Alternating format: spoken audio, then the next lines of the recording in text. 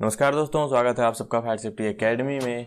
दोस्तों आज हम इस वीडियो में देखने वाले हैं nuclear power corporation of India Haryana के लिए जो सेफ्टी सुपरवाइजर, लीडिंग फायरमैन और डीसीपीओ कम फायरमैन के लिए वैकेंसी आई है उसके बारे में। इस वीडियो में हम जानेंगे कि क्या क्या एलिजिबिलिटी क्राइटेरिया है, किस तरीके से अप्लाई करना है, कहाँ से आप अप्लाई कर सकते हैं और कुछ जरूरी चीजें जो आपको अप्लाई करने से पहले जाननी होंगी। साथ ही मैं वीडियो में आपको बताऊंगा कि ऑफिशियल नोटिफिकेशन को कहाँ से देखना है, कैसे डाउनलोड करना है और अप्लाई कैसे करना है। और अगर आप चैनल पे नए हैं तो फायर एंड सेफ्टी से रिलेटेड वैकेंसीज या फिर फायर एंड सेफ्टी से रिलेटेड वीडियोस देखने के लिए चैनल को सब्सक्राइब जरूर कीजिएगा।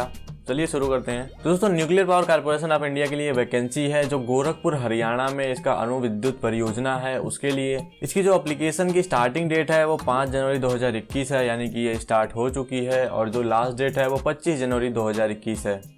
ये जो NPCIL है यानी कि nuclear power corporation of India, ये गवर्नमेंट ऑफ इंडिया का एक पब्लिक सेक्टर है। जो पोस्ट है उनकी डिटेल के बारे में देख लेते हैं। सबसे पहले देखेंगे सेफ्टी सुपरवाइजर की टोटल यहाँ पे 3 वैकेंसी है, लीडिंग फायरमैन की यहाँ पे 1 वैकेंसी है और DCPO कम फायरमैन की यहाँ पे 3 वैकेंसी है।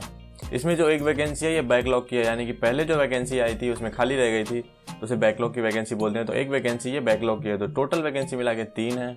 अब एज लिमिट एंड पे स्केल देखेंगे तो जो हमारा सेफ्टी सुपरवाइजर है इसकी जो एज लिमिट है ये 30 साल की है, मतलब मैक्सिमम एज लिमिट 30 साल है। इसका जो पे स्केल होगा ये 44,900 रुपये होगा 7 पे मैट्रिक्स के हिसाब से। लीडिंग फायरमैन के लिए 18 साल से 32 साल की लीडिंग फायरमैन के लिए एज जो है वो 18 साल से 32 साल है और 25,500 रुपये इसका पे मैट्रिक्स है। DCPO कम फायरमैन के लिए 18 से 27 साल एज क्राइटेरिया है और जो पे स्केल है वो 21,700 रुपये है।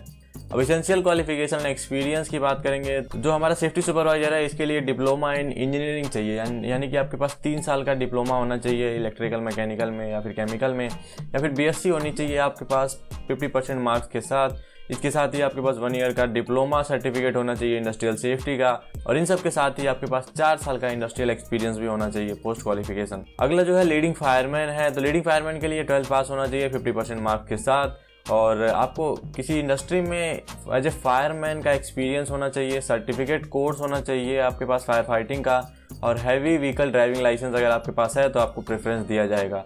एक्सपीरियंस में जो है ये 8 साल का एक्सपीरियंस मांग रहे हैं किसी एक well established fire service organisation में एज ए फायरमैन या DCPO। इसके अलावा जो दूसरा ऑप्शन है इनका लीडिंग फायरमैन के लिए, वो अगर आपके पास सब ऑफिसर कोर्स है नेशनल फायर सर्विस कॉलेज से तो आपके पास 7 ईयर का एक्सपीरियंस है तो भी चलेगा, और अगर आपके पास हैवी व्हीकल ड्राइविंग लाइसेंस है तो आपको प्रेफरेंस दिया जाएगा। नेक्स्ट है हमारा DCPO कम फायरमैन, यानी कि ड्राइवर कम पंप ऑपरेटर कम फायरमैन। तो इसमें भी आपको 12th पास होना चाहिए मिनिमम 50% मार्क्स के साथ। हैवी व्हीकल ड्राइविंग लाइसेंस जरूरी है और वो भी कम से कम 1 साल पुराना होना चाहिए। इसके साथ ही सर्टिफिकेट कोर्स होना चाहिए फायर फाइटिंग में। यहाँ पे इन्होंने किसी भी तरह की एक्सपीरियंस की रिक्वायरमेंट नहीं रखी है, लेकिन एक चीज़ का आपको ध्यान रखना होगा, पहले भी एक वैकेंसी आई थी रावत भाटा के लिए, उसमें मैंने वीडियो बनाया था, उसमें मैंने क्लियर किया था कि जैसे यहाँ पे इन्होंने लीडिंग फायरमैन के लिए यहाँ पे सब ऑफिसर कोर्स का मांगा हुआ है और 7 साल एक्सपीरियंस मांगा हुआ है, तो ये लीडिंग फायरमैन के लिए सब ऑफिसर कोर्स वालों को ले सकते हैं। लेकिन अगर आप ड्राइवर कम पंप ऑपरेटर कम फायरमैन के लिए अप्लाई कर रहे हैं और आपके पास सब ऑफिसर कोर्स है तो फिर ये आपको कंसीडर नहीं करेंगे। आप अप्लाई कर सकते हैं, अप्लाई करने में कोई प्रॉब्लम नहीं है, लेकिन हो सकता है आपको जो आपका एडमिट कार्ड है ये ना भेजें, आपको शॉर्टलिस्ट ना करें आगे के प्रोसेस के लिए, तो इस चीज़ का आपको ध्यान रखना होगा। फिजिकल स्टैंडर्ड में अब देखेंगे क्या क्या फिजिकल स्टैंडर्ड होना चाहिए। तो लीडिंग फायरमैन ए के लिए और जो हमारा DCPO कम फायरमैन है इन सब के लिए, दोनों के लिए एक ही फिजिकल स्टैंडर्ड है। इसमें नो डिफॉर्मिटी होनी चाहिए। जो हाइट होगी वो 165 सेंटीमीटर होनी चाहिए मिनिमम। वेट होगा वो आपका 50 kg होना चाहिए मिनिमम। चेस्ट होगी 81 centimetre normal, 86 centimetre with expansion, यानी कि 5 सेंटीमीटर का आपका एक्सपेंशन होना चाहिए फुलाने पे। आपकी जो आई विजन होगी वो 6/6 होगी बिना किसी चश्मे के, और किसी तरह का कलर ब्लाइंडनेस नहीं होना चाहिए, नाइट ब्लाइंडनेस नहीं होना चाहिए। रिलैक्सेशन की बात करें तो बाकी सारी गवर्नमेंट वैकेंसीज की तरह इसमें भी रिलैक्सेशन है। तो अगर आप रिलैक्सेशन के बारे में जानना चाहते हैं तो मैं आगे वीडियो में बताऊंगा किस तरीके से इस नोटिफिकेशन को डाउनलोड करना है। तो आप नोटिफिकेशन डाउनलोड करके एक बार चेक जरूर करना। अब बात करेंगे सिलेक्शन प्रोसेस के बारे में कि सिलेक्शन के दौरान क्या क्या प्रोसेस होगा, क्या स्टेप्स होंगे। तो सेफ्टी सुपरवाइजर के लिए एग्जामिनेशन होगा जो कंप्यूटर बेस्ड होगा और एक इंटरव्यू होगा, बस इतना ही है। लीडिंग फायरमैन के लिए और जो हमारा ड्राइवर कम पंप ऑपरेटर कम फायरमैन है इसके लिए एक जैसा प्रोसेस है। तो इसमें सबसे पहले फिजिकल स्टैंडर्ड टेस्ट होगा, उसके बाद फिजिकल असेसमेंट टेस्ट होगा, यानी कि फिजिकल एंड्योरेंस टेस्ट होगा, उसके बाद आपकी ड्राइविंग टेस्ट होगी, फिर उसके बाद कंप्यूटर बेस्ड टेस्ट होगा जो आपका रिटन टेस्ट होगा, मतलब लास्ट में आपका कंप्यूटर बेस्ड टेस्ट होगा। सेफ्टी सुपरवाइजर के लिए जो CBT होगा यानी कि कंप्यूटर बेस्ड टेस्ट होगा, ये 2 घंटे का होगा। इसमें 2 पार्ट होंगे। पार्ट 1 में जो है वो 60 क्वेश्चन होंगे English, general knowledge and quantitative aptitudes के। पार्ट 2 जो होगा इसमें आपके डिसिप्लिन से रिलेटेड टेक्निकल क्वेश्चंस होंगे और वो 60 क्वेश्चंस होंगे। जितने भी आप क्वेश्चन अटेम्प्ट करते हैं उन सभी सही आंसर्स के लिए 3 मार्क्स दिए जाएंगे और नेगेटिव मार्किंग नहीं है इसमें। और भी बहुत सारी डिटेल्स हैं इसमें, तो वो आप एक बार चेक जरूर करना। नोटिफिकेशन वो मैं आगे बताऊंगा कैसे डाउनलोड करना है। लीडिंग फायरमैन और DCPO कम फायरमैन के लिए क्या सिलेक्शन प्रोसेस है वो देखेंगे।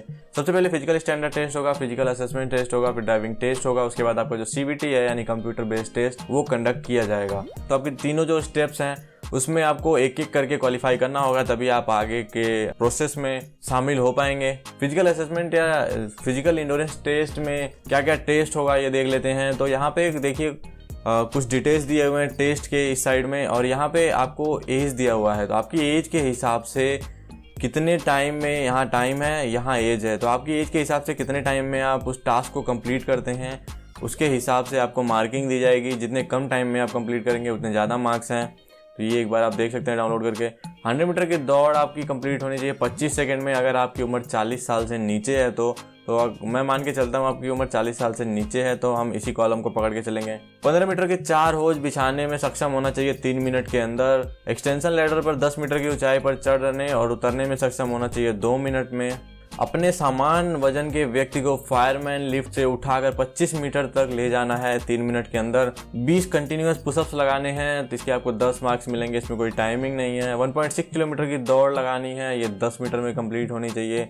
और वर्टिकल रोप क्लाइंबिंग है 3 मीटर, इसके 10 मार्क्स हैं। और जितने कम आप करेंगे उसके हिसाब से कम मार्क्स हैं यहाँ पे। इसमें एक चीज़ इन्होंने क्लियर किया है कि जो सीरियल नंबर 1 है ये कंपलसरी है, यानी कि 100 मीटर की दौड़ जो है ये कंपलसरी है, सभी को क्लियर करना है। उसके बाद बाकी के जो 2 से 7 तक टास्क हैं इसमें आपको 90% मार्क्स लेके आने हैं एवरेज। ड्राइविंग टेस्ट जो होगा इसमें सिर्फ क्वालिफाइंग है, इसमें सिर्फ आपको पास होना है, किसी तरह का नंबर या फिर मार्किंग नहीं दी जाएगी। इसमें जो आपका CBT होगा यानी कंप्यूटर बेस्ड टेस्ट होगा या रिटन एग्जामिनेशन होगा, ये 2 स्टेजेस का होगा। पहला जो होगा वो 1 घंटे का होगा, दूसरा जो होगा वो 2 घंटे का होगा।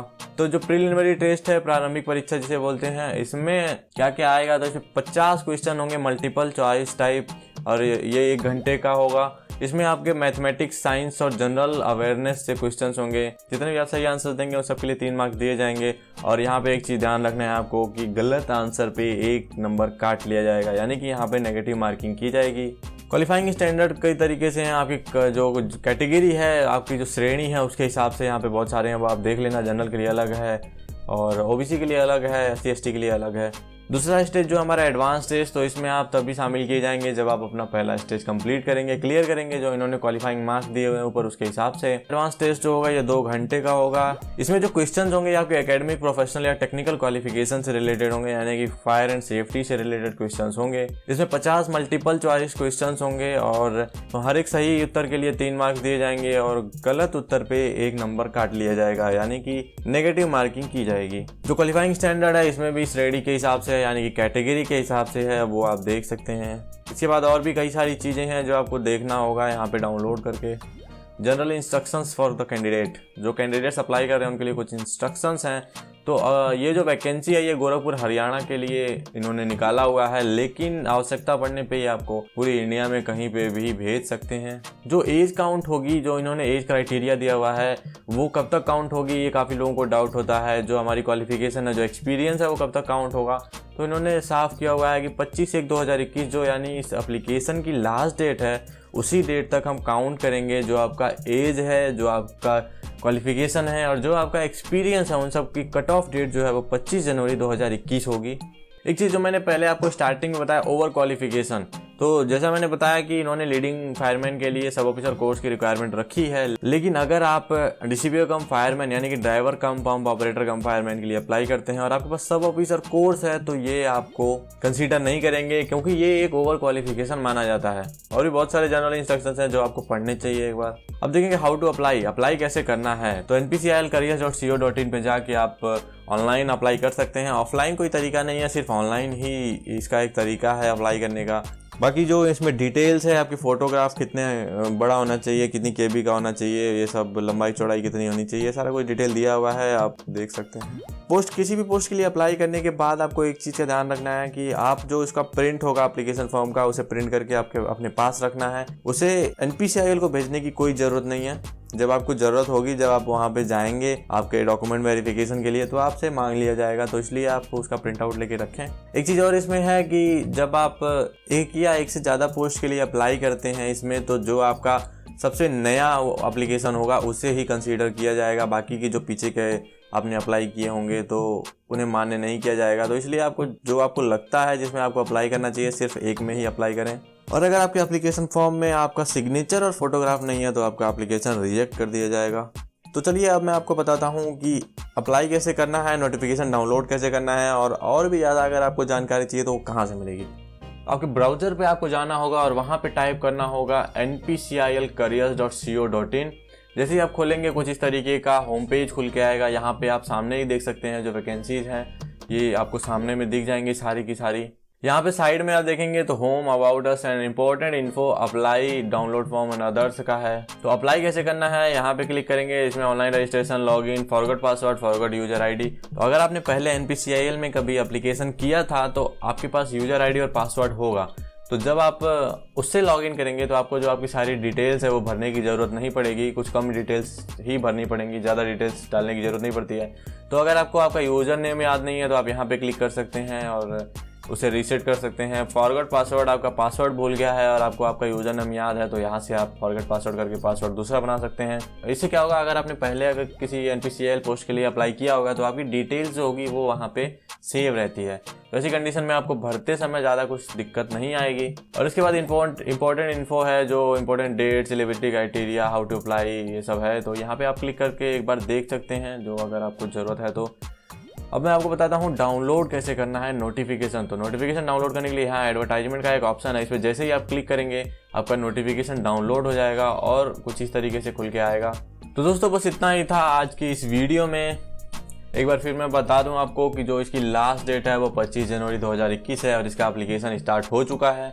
तो बिना देरी के आप इसे अप्लाई कर दें अगर आप एलिजिबल हैं तो जितने भी कैंडिडेट्स अप्लाई कर रहे हैं उन सबको मेरी तरफ से ऑल द बेस्ट। और अगर आपने अब तक चैनल को सब्सक्राइब नहीं किया है तो चैनल को सब्सक्राइब जरूर कीजिएगा, क्योंकि इसी तरह की वीडियोज मैं चैनल पे डालता रहता हूँ। वीडियो को यहाँ तक देखने के लिए धन्यवाद। फिर मिलेंगे एक नए वीडियो में, तब तक के लिए stay safe, be happy and जय हिंद।